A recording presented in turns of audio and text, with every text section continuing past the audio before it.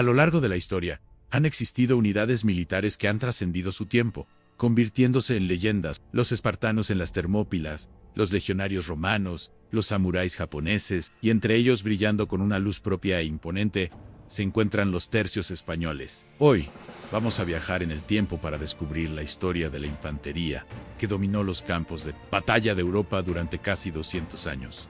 ¿Quiénes eran? ¿Cómo luchaban? Y sobre todo, ¿cómo cayó una fuerza que parecía invencible? Acompañadme en este viaje al corazón del siglo de oro español.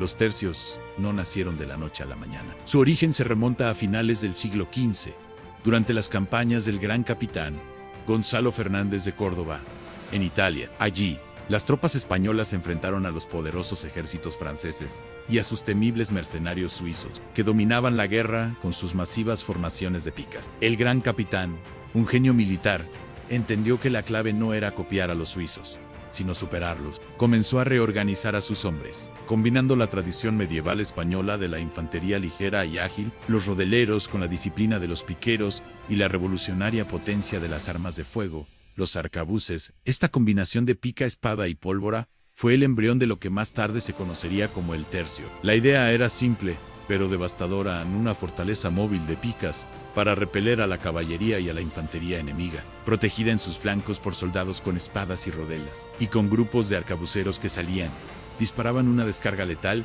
y se refugiaban de nuevo tras el muro de acero de las picas. El nombre tercio probablemente proviene de la división inicial de las tropas en Italia en 3 cuerpos principales, aunque hay otras teorías. Oficialmente, fueron creados por el emperador Carlos V en 1534. Eran las primeras unidades militares modernas, un ejército profesional y permanente al servicio de la corona española, no mercenarios que luchaban por el mejor postor. Estaban formados por voluntarios, hombres de toda condición social que buscaban fortuna, honor o simplemente una vida de aventuras. Había nobles empobrecidos, artesanos, campesinos, todos unidos bajo la misma bandera. Un tercio estaba compuesto por compañías de piqueros, arcabuceros y, más tarde, mosqueteros. El número de soldados variaba, pero solían rondar los 3000 hombres. Su estructura interna era muy jerárquica y disciplinada. Desde el maestre de campo, el comandante supremo, hasta el último soldado, cada uno conocía su lugar y su función. Existía un fuerte sentido del honor y del compañerismo,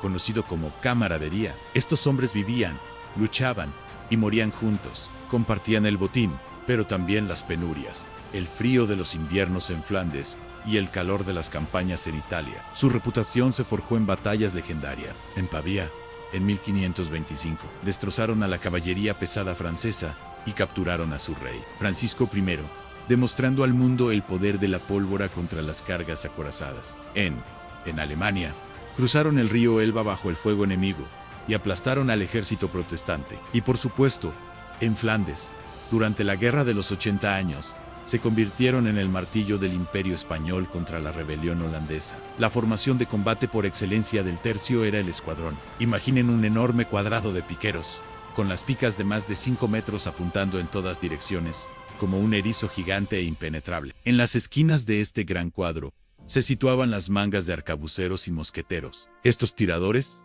hostigaban al enemigo desde la distancia, diezmando sus filas antes de que pudieran siquiera acercarse. Si el enemigo intentaba una carga, se estrellaba contra la muralla de pica. Era una combinación letal de defensa y ataque. El soldado del tercio era duro, orgulloso y a menudo indisciplinado fuera del campo de batalla. Los largos retrasos en el pago de sus salarios, las pagas, a menudo provocaban motines, pero en combate su lealtad al rey y a su unidad era incuestionable. Su lema no oficial podría haber sido Dios, el rey y el honor. Eran católicos devotos y veían su lucha como una cruzada contra los protestantes y los turcos otomanos. Este fervor religioso, combinado con su profesionalidad militar, los hacía aún más temibles. Pero ningún imperio y ningún ejército duran para siempre. El declive de los tercios fue un proceso lento y complejo, ligado a la propia decadencia del Imperio Español. A mediados del siglo XVII, los enemigos de España habían aprendido. El general sueco Gustavo Adolfo introdujo tácticas más flexibles, usando artillería ligera y mosqueteros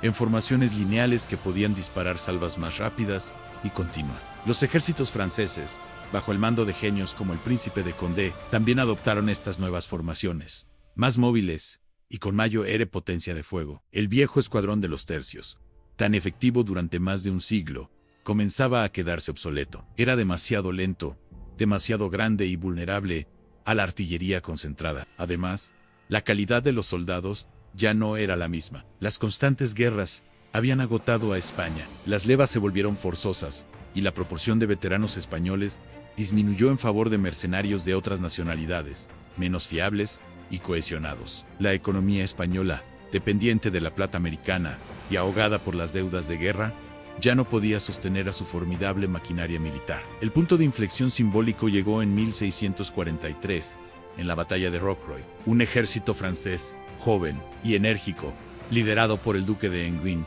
futuro príncipe de Condé, se enfrentó al veterano ejército español de Flandes. A pesar de estar en inferioridad numérica y rodeados, los tercios españoles lucharon con una valentía legendaria. Rechazaron carga tras carga de la caballería francesa, manteniendo su formación hasta el final. Incluso cuando la derrota era inevitable, se negaron a rendirse en términos que consideraban deshonrosos. Finalmente, acribillados por la artillería y con miles de bajas, los supervivientes capitularon, pero con todos los honores de la guerra. Un reconocimiento de su increíble valor por parte del propio comandante francés. Rocroi no fue el final de los tercios, pero sí el final de su mito de invencibilidad. Fue la prueba definitiva de que sus tácticas habían sido superadas. España siguió luchando durante décadas, y los tercios siguieron cosechando algunas victorias, pero la tendencia era imparable. El poder militar se había desplazado hacia Francia. Finalmente, a principios del siglo XVIII, con la llegada de la dinastía de los Borbones al trono español tras la Guerra de Sucesión, se emprendió una profunda reforma militar. El nuevo rey, Felipe V, siguiendo el modelo francés, disolvió oficialmente los tercios en 1704 y los reorganizó en los nuevos regimientos. Se abandonó el sistema de picas y arcabuces en favor del fusil con bayoneta, que convertía a cada soldado en piquero y tirador al mismo tiempo. La era de los tercios había terminado, pero su legado perdura. Los tercios no solo dominaron Europa, sino que definieron una era. Su organización, su disciplina y su espíritu de cuerpo sentaron las bases de los ejércitos modernos. Su historia es un reflejo del ascenso y caída del Imperio Español, un comienzo brillante, un apogeo de poder incontestable y un largo y honorable crepúsculo. Hoy, varias unidades del ejército español, como la Legión o los Regulares, se consideran herederas de ese espíritu indomable. La historia de estos hombres, que con su pica y su arcabuz pusieron el mundo a los pies de su rey, es un capítulo inolvidable y fascinante de la historia militar universal. Gracias por acompañarme en este viaje a través de la historia de los tercios españoles. Si te ha gustado el video, no olvides darle a like, suscribirte al canal y activar la campanita para no perderte nuestros próximos documentales. Hasta la próxima.